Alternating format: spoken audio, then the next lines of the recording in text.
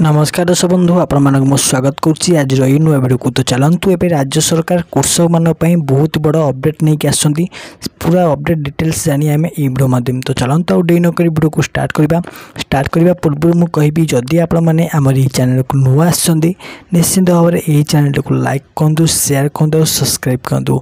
तो एवं राज्य सरकार कृषक मानी बहुत भल सुविधा आनी ना कौन ना एवं राज्य सरकार कहते कि जो मैंने चाष कर जो मान निजर चाष जमी अच्छी से मानक एक्स्ट्रा वर्ष को 2000 टंका एक्स्ट्रा मिले बोली राज्य सरकार निजे कहते।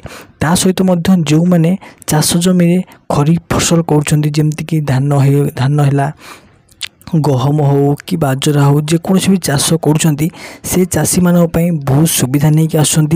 ता सहित कहते कि चाषी मानक जेकोसी क्षेत्र में ऋण आवश्यक हेले से माने गवर्नमेंट नुआ वेबसाइट को जाइए से वेबसाइट मो लिंक अच्छी डिस्क्रिप्शन में दे देछि से लिंक को आप क्लिक कलापर गवर्नमेंट रू तरफ आप जेकोसी टाइम लोन आनी पारे जो मैंने चाष कर चाषी मैंने केवल।